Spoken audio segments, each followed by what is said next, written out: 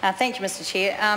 I just wanted to rise and take call on this at this stage because I wanted to assure the New Zealand public who are watching, because this is far more riveting than The Bachelor, that in fact we have considered the SOPs that the Green Party have put forward and discussed them in the length of time that we've been given to discuss them at length and come up with what we think are our answers to this.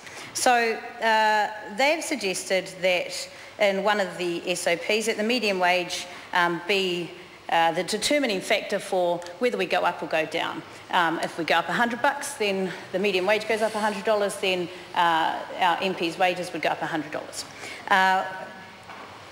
You know, essentially the idea is not a bad one, but there's just not the time in the shortened period we've had to look at it to put enough detail around that, and what about this and what about that and what other factors might then impact on that.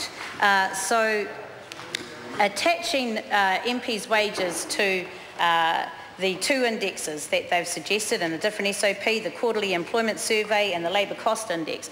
So the Quarterly Employment Survey is based on actual real people.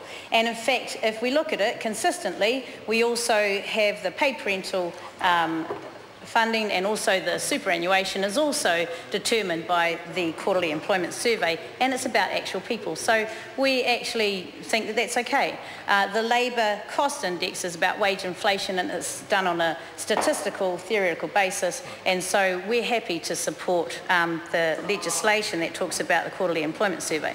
Now, you know, this is because I'm an expert in these fields, and I've taken all the due consideration of the time given to us to consider this. And we've rung people, we've gone out to our constituents, we've discussed it, we've tried to do what we need to do to ensure that we are supporting something that we can hand on heart say, we think this is what we should support given the circumstances that we're in.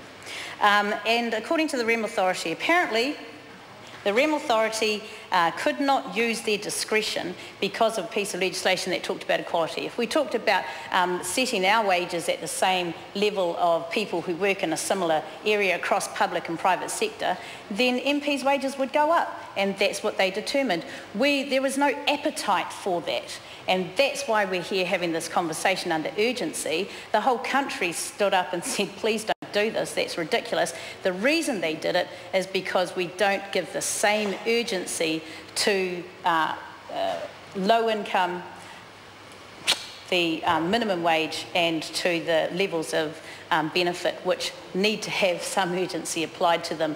That's why our people are living in poverty, and we need to adjust that. So I want to assure the public that we have considered the SOPs that the Greens have put forward. I want to thank the Greens for putting them forward, because at least they've given us some options to look at.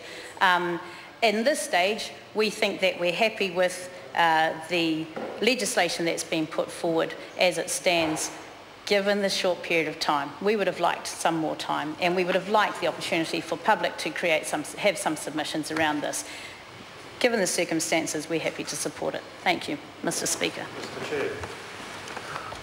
David Clint.